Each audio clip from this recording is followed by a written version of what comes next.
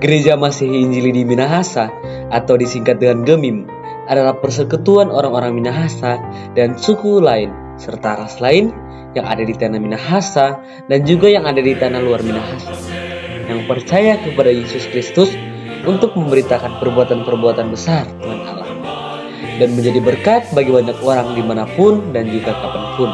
GEMIM merumuskan panggilan dalam 3 bentuk, yakni terpanggil untuk bersekutu, bersaksi, dan juga melayani. Bagaimana sih adanya kekristenan di daerah Minahasa ini?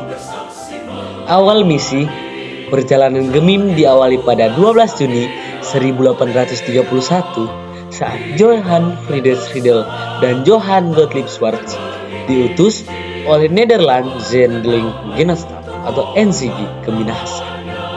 Nah, kedatangan mereka ini menandai suatu era kekristenan baru di daerah Minahasa. Dalam kurun waktu 4 dekade, puluhan ribu warga Minahasa telah menerima baptisan, membuktikan penerimaan yang luas terhadap ajaran baru tersebut. Ternyata, hal ini menunjukkan bahwa benih iman yang ditanam oleh para misionaris di tanah Minahasa ini berperan dalam membentuk fondasi awal Gereja Masehi Injili di Minahasa. Setelah cukup lama di bawah pengaruh gereja Protestan Belanda atau juga disebut dengan Indeskerk, pada 30 September tahun 1934, jemaat di Minahasa resmi mendeklarasikan Gereja Masehi Injili di Minahasa atau juga yang disingkat dengan GEMIM di Jemaat Sion Tomohon. Ternyata Jemaat Sion Tomohon itu memiliki sejarah yang sangat wow. Momen ini menandai awal kemandirian gereja dan menjadi titik balik dalam sejarah GEMIM dan perkembangannya. Ketua Sinode pertama yang menjabat sebagai Ketua Sinode GEMIM atau Gereja Masehi Injili di Minahasa adalah Pendeta Dr. Andes E.A.A. de Vrede dari tahun 1934 sampai 1935. Nah, for information teman-teman, yang menjadi Ketua Sinode pertama pribumi yang berasal dari tanah Minahasa yaitu Pendeta A.Z.R. Wenas yang menjadi Ketua Sinode pertama dalam kalangan putra daerah pada masa pendudukan Jepang, menandai era baru bagi gereja yang dikelola oleh masyarakat Minahasa. Bukan hanya sampai di situ saja, perkembangan GEMIM setelah kemerdekaan. Setelah bersinode sendiri, GEMIM aktif dalam pekabaran Injil termasuk mengutus misionaris ke daerah-daerah seperti Tanah Banggai. GEMIM terus berkembang dan menjadi salah satu gereja Protestan terbesar di Indonesia. Pada awal kepemimpinan, Sinode GEMIM ditunjuk oleh pemerintah Belanda. Namun, pada masa pendudukan Jepang di tanah Minahasa, kepemimpinan beralih ke tokoh-tokoh Minahasa. GEMIM mengalami perubahan atau pertumbuhan yang sangat signifikan dari 360 jemaat pada tahun 1904 menjadi lebih atau banyak jemaat pada saat ini. GEMIM juga memperluas pelayanannya keluar Minahasa dengan jemaat-jemaat yang tersebar di berbagai kota di Indonesia maupun juga di mancanegara seperti di Jepang, Amerika Serikat, dan masih banyak lagi. GEMIM termasuk anggota PGI atau Persekutuan Gereja-Gereja di Indonesia sejak tahun 1950 serta menjadi anggota Dewan Gereja-Gereja Asia, Dewan Gereja-Gereja Sedunia, dan Aliansi Gereja-Gereja Reformasi Sedunia. GEMIM terus bertumbuh dan mengembangkan pelayanannya di berbagai bidang. Semboyan dari GEMIM adalah kudus, am, dan rasuli yang mencerminkan identitas dan panggilan sebagai gereja. Burung manguni yang ada di logo GEMIM yang berasal dari latar belakang budaya Minahasa menjadi salah satu simbol yang diasosiasikan dengan Gemim sebagai pembawa kabar baik. Perkembangan Gemim dalam bidang pelayanan dan sosial.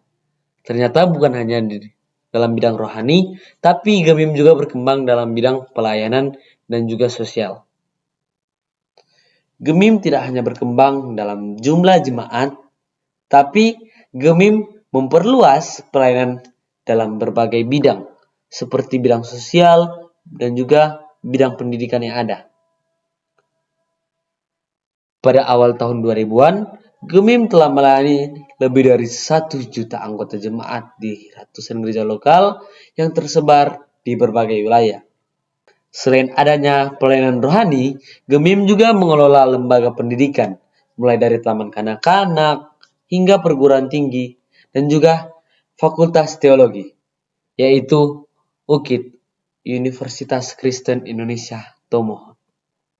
Di bidang sosial, Gemim juga aktif menjalankan rumah sakit atau pelayanan-pelayanan sosial dalam hal kesehatan, panti asuhan, pusat pelatihan, dan juga lembaga kesejahteraan yang dapat memberikan dampak bagi masyarakat yang nyata.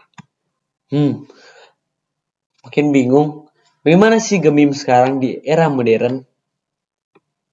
Gemim terus memperkuat jati dirinya di era modern sekarang ini sebagai gereja yang terbuka namun berakar pada nilai-nilai lokal yang ada.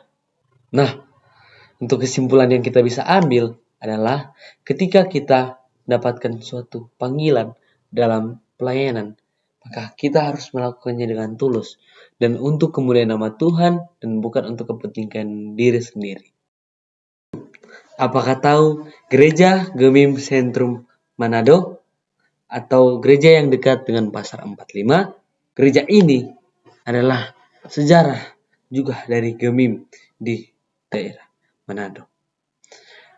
Pada masa awal, gereja ini berada di bawah pemerintahan Indeskerk atau Gereja Negara Belanda. Kemudian muncul ketidakpuasan akibat kehidupan rohani yang dikuasai oleh negara, maka berdiri ke GPM atau Kerapatan Gereja Protestan Minahasa, atau juga disebut dengan Jemaat Wale Pinaesaan Wakan pada 29 Oktober 1933 sebagai jawaban atas pemisahan gereja dari negara.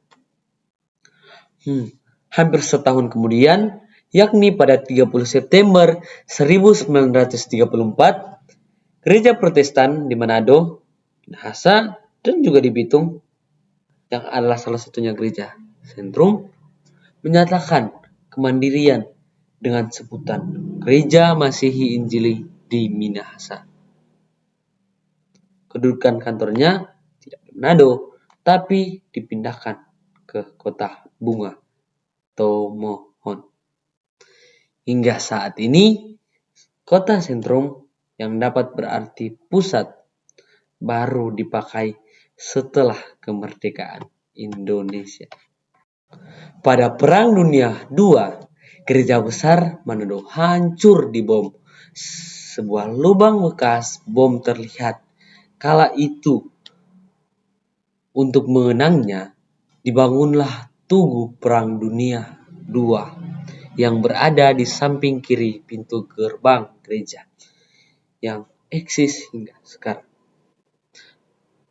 Arsitektur dari gereja Sentrum Manado. Arsitektur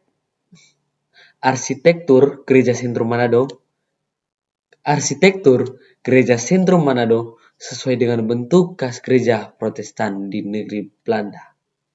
Berbentuk persegi sebagai simbol 4 juru mata